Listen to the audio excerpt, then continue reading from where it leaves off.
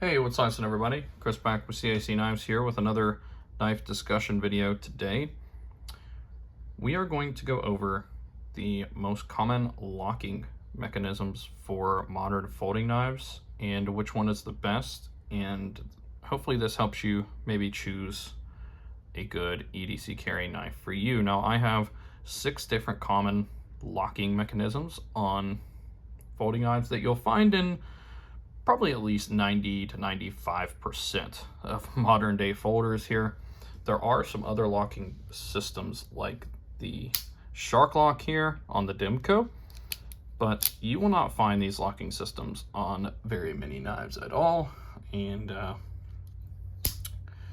they're pretty rare unless you specifically are wanting a Demko. Now, this locking system here is incredibly strong and a great one, but if you're looking at a knife and you see the word liner lock, frame lock, button lock, axis lock, lock back, you might not know what all these terms mean. And I'm going to show you the differences in them today and talk about the strength and weaknesses of each one.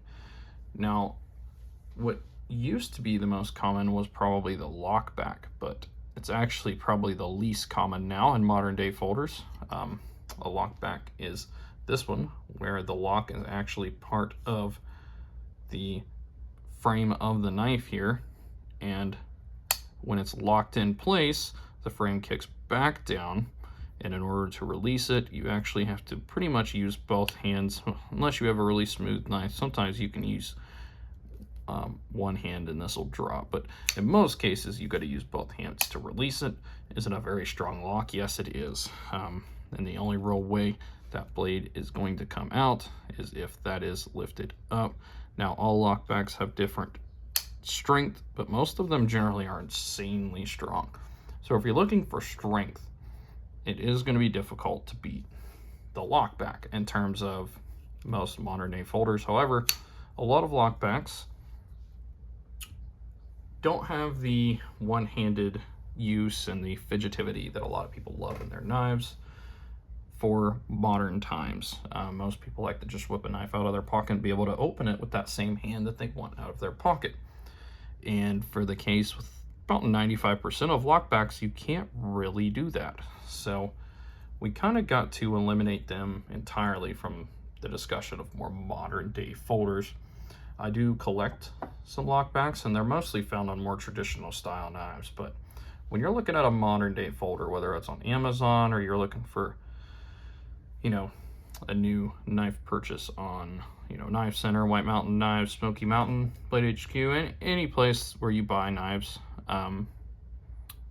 these are the 5 that you're going to see the most.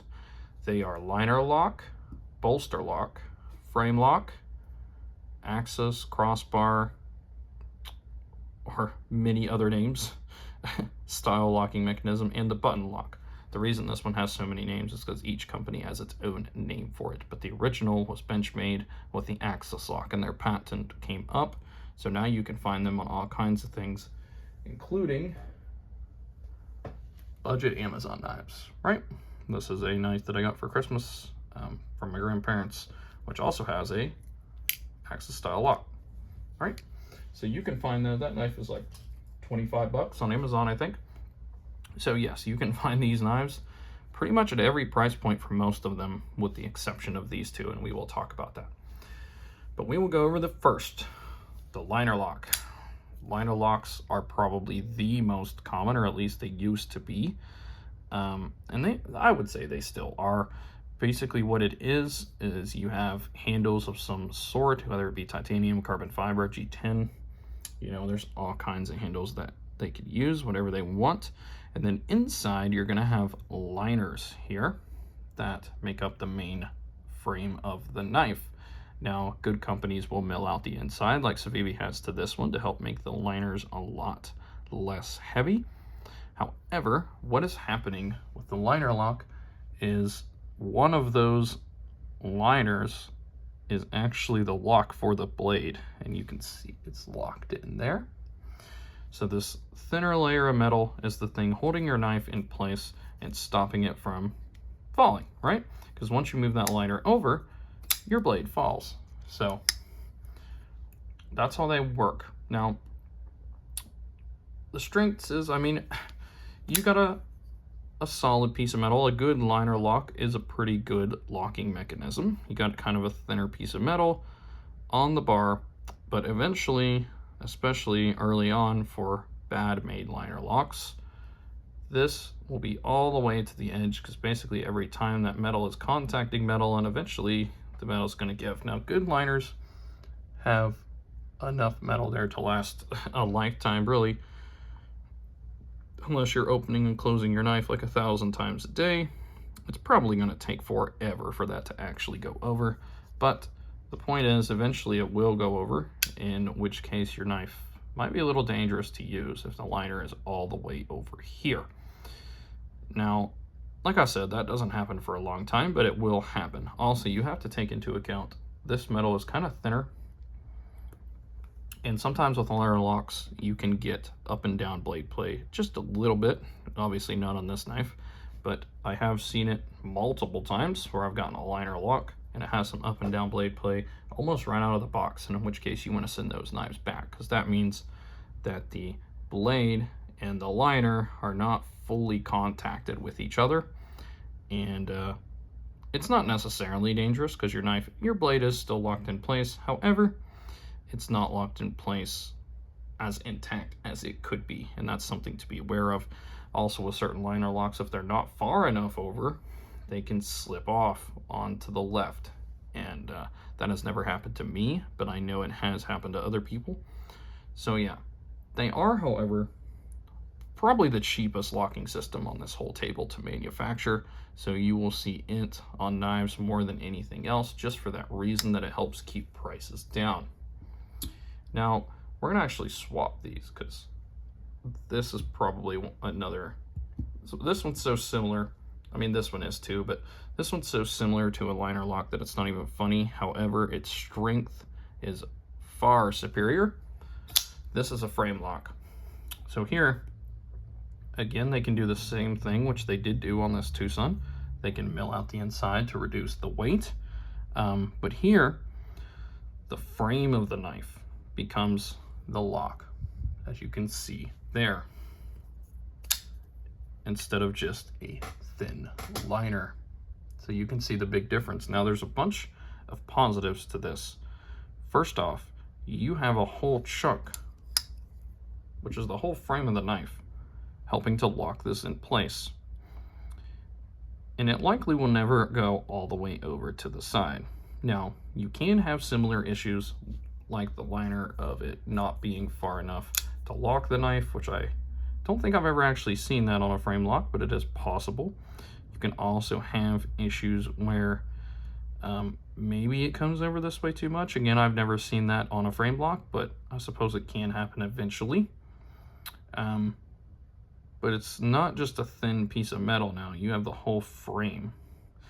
Now, the two downsides to this, while it does add in strength to the locking mechanism, so you have a lot stronger of a lock for the knife to be held in place, there's two issues that frame locks have. For one, they're more costly. It is a lot more expensive to build a frame lock than it is to build a liner lock. A lot more expensive. I say a lot, but generally frame locks are only found on knives that cost, I want to say, $80 and up, where liner locks can pretty much be found on everything. It's pretty rare to find a frame lock under 80 bucks. You can, but it's rare. The reason for that being is a lot of frame locks use titanium as the metal holding it in place, which is great, where a lot of liner locks just use some kind of steel. Frame locks are using titanium most of the time. Not all the time, but most of the time. And titanium is very strong metal, which is what helps keep that lock so sturdy, but it's also expensive to manufacture. Not to mention the locking system itself is a little bit more complicated, and you have to add a few more steps to fully build the lock correctly, and that raises the cost as well. The other issue is when you're opening a knife with a frame lock on it, you don't want to press down on the frame as the knife's opening, or it can make it difficult to open. So if I was going to try to open this knife and I was pushing on the frame, it will actually hit the blade, which will cause it to open either worse, a lot slower, or not even open at all. And that can be a pain sometimes. You kind of got to get used to frame locks, knowing how to open them, knowing where to open them, and make sure you're not on that frame. And I've gotten pretty good at it, but if you've never owned a frame lock, it's definitely something to be aware of. Now, this next locking system is my favorite of these types. This is called a bolster lock. Bolster locks combine the strengths of the liner and the frame and put them into one lock.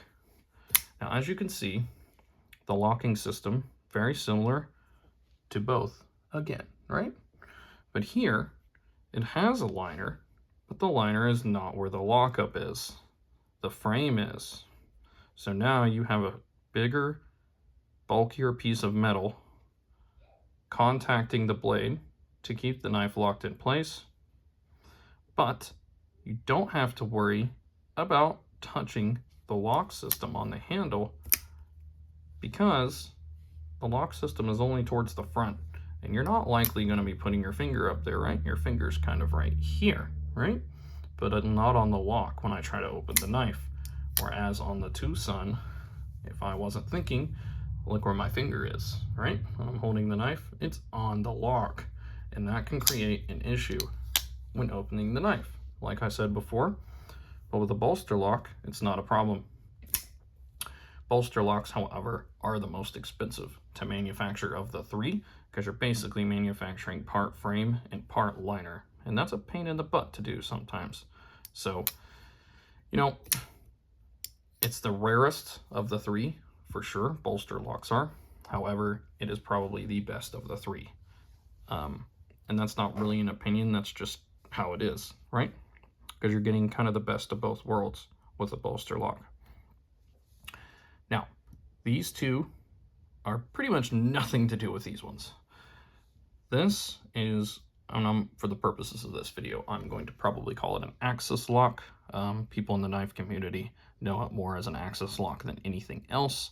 The reason for that being the USA-made company Benchmade originally had a patent on this style of lock, and they decided to do away with the patent, so every company now pretty much makes these, and they're being even put on knives that are, you know, $25. Now, there is going to be a big difference in this cheaper Amazon knife than this nice Kizer, right? And besides all the material and blade steel differences and all that, more than likely the spring in this one is a much better than this one. Now, not always, price doesn't always mean that, but Kizer's not going to want their knives to fail so much as this Amazon brand is going to not really care as much, right? Not to say that Amazon brands are bad, not to say that a lot of knives you find on there are bad, but they are a lot cheaper, which means they've got to cut costs somewhere. And one of the ways they cut costs is by making cheaper springs. Yes, this lock is a spring, and that's why I'm saying that. There is a weird spring mechanism up there that kind of does a hook on, and then it curves back, and it's actually engages and disengages back here. And there's one on each side of the handle. That's what holds the knife in place, okay, is that spring. Now, I'm not going to be able to really show you guys in the video. It's pretty hard to see down there. And I definitely don't want to take one of these apart because axis springs are a pain in the butt to deal with. So, because they do have a weird, like, I don't know what even animal I'm trying to think that has a weird, it's kind of like a snake, really. Because they start here, they go around, and then they come back up. And that is exactly what they do. And the spring is the tension right here between the down and upward spiral that allows you to pull this lock back and forward, right? Now you notice there that the lock is fully disengaged, the blade can free fall, right? Because the springs aren't holding the blade at all. But when I put the springs up, there's now some pressure on the blade, which is why it's not swinging anymore, right? But every time that spring's completely gone, boom, but I put the spring back. It's not fully engaged, as you can see. But bam, it moved forward some. Fully back, fully forward. Blade isn't going anywhere because those springs are giving the lock pressure. So it's kind of like, not only are they holding the blade out, but they're also actually putting minor pressure on the blade so it further stays out. And you have to disengage that pressure of the spring to get the blade to retract. As such, this is a very, very strong lock, because with other locks, like the liner, for example, they're just metal on metal keeping each other in place, and whenever it's disengaged, the blade can be closed. With this, not only is the spring, which is also metal by the way, holding the blade out, but it's also pushing on the blade. So you actually have something pushing against the blade, meaning that pressure is going to have to go away to disengage it. So much better of a locking system.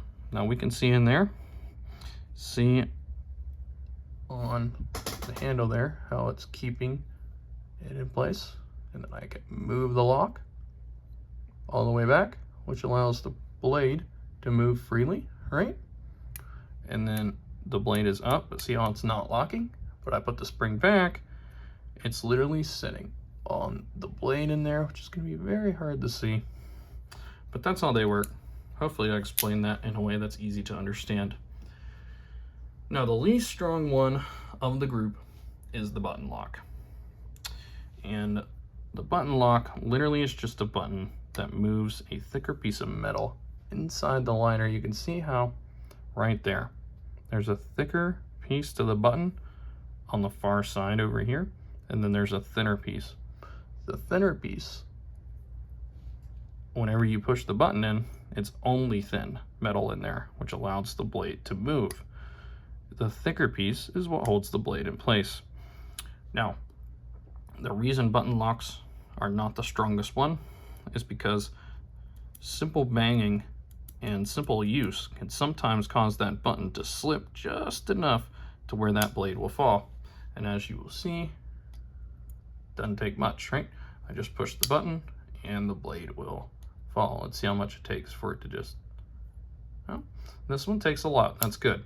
But button locks are generally not the strongest type, mainly just because of their habit of slipping. Now some button locks, a good amount of them here recently actually, have generally a secondary locking mechanism. And when you engage that secondary locking mechanism, it's there to hopefully help prevent a slip up, right? Some of them work well, some of them do not. Some of them can even be engaged while the knife is in your pocket. And as you can see, I can't open it, at least not easily. Now, just like the button lock itself, these little locks generally have a way to fail, but they're there as a hopeful extra layer of protection. Another issue that people have had before is they've accidentally hit the button in their pocket, and since their knife is facing downward, you know, that causes the blade to come out sometimes. Not always, but it can happen. You see that? That's gravity doing its job. And that can happen in your pockets. So button knives are fun, they're fidgety. They became a huge thing in 2024 and 2025. However, I think the hype's gone now, and I think we'll start seeing less of them. But they're definitely the most weak out of the 5. So that is my general discussion on knife locks and the differences between them. Let me know if I missed anything down in the comments. These are not even close to all knife locking systems, but these are the 5 most common that you're gonna find and that I see.